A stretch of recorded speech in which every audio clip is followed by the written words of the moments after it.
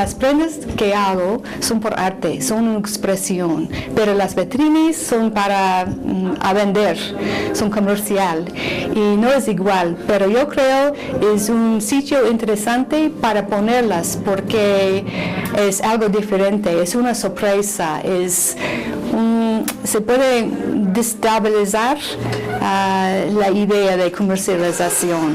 Es más poética y para poner una cosa poética adentro de un lugar comercial es una idea interesante, creo. I haven't done any knitting, but there are people who are knitting with this. The problem is the structure of knitting doesn't allow for a circuit. You can use knitting, but then you have to lay in the threads separately from the knitting. Because I use threads that are not insulated, so whenever they touch, they create a short circuit, and knitting, everything is connected. So knitting is not the best for this project. What could be good for knitting is, for example, a stretch sensor. You can make a sensor that is knit of conductive threads, and when you pull on it, it has a different resistance, and that could send a message. For example, if you had a sensor for your breathing that was knitted, and as it stretches, it gives a different reading. So knitting can be useful in some cases. I'm a textile artist, very interested in the structure and the material of cloth. I wanted to make textiles that were relevant to today. Textiles always carry cultural information, and the culture of today is very much digital. So I tried to imagine how I could possibly include the digital into a textile material. I thought with the lids, it could be quite magical to have a textile that the surface changes. And so I began to try to embed one textile or one lead into a cloth that was woven by hand. I wanted to weave the fabric so that the circuit was actually embedded inside the textile to make a very soft piece of fabric with a changing surface. I began working 15 years ago in Montreal with one student who knew robotics. She taught me how to do programming and circuit design, and I taught her how to do weaving. So together we created the structure and the circuit, knowing nothing about what was possible. So for 15 years then we've been developing and perfecting, because the first few examples were not very good. They would break quickly, the circuit was unstable. So it took us many years to develop a technique and find the right materials to make a soft and robust fabric. My interest really is in the art, and including dancing or theatrical kinds of performances, or even big displays like the Cirque du Soleil. But beyond that, there are many applications in industry.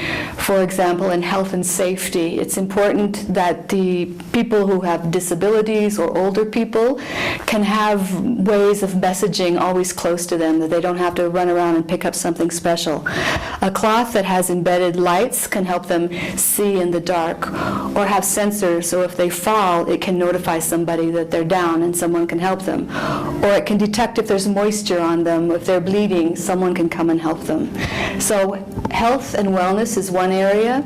Another area would be safety. Children wearing lights in their garments while they're riding a bicycle or walking at night could be helpful. I think in fashion, one day soon, we'll see that just the general public is interested in different kinds of wearables for communication devices. Instead of having to carry your cell phone, you just use your garment to make the connection. There's also, in architectural circumstances or in the home environment, you could have large light panels to make different kinds of mood lighting. You could set up the lights to be bright or dim, or create a design in your curtains, for example.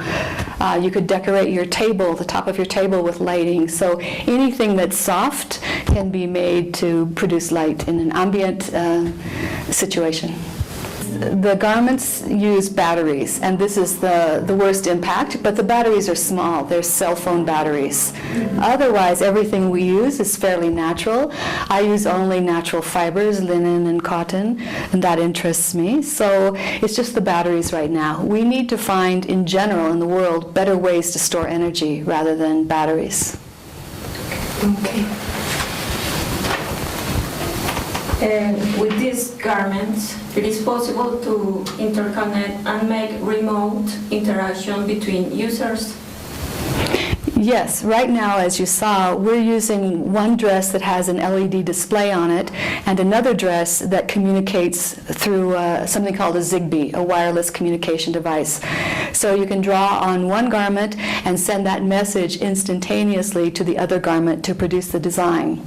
The next stage that I'm interested in is creating large communities of garments that all can interact with each other. Because it takes so long to produce one piece, it's going to take a long time to create 50 garments to fill a room. It would be really exciting.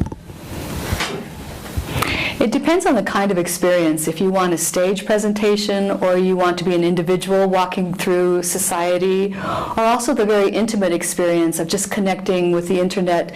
You can connect with sounds through your garments, or text, or images. So there's many different levels of very intimate to very social kinds of communications.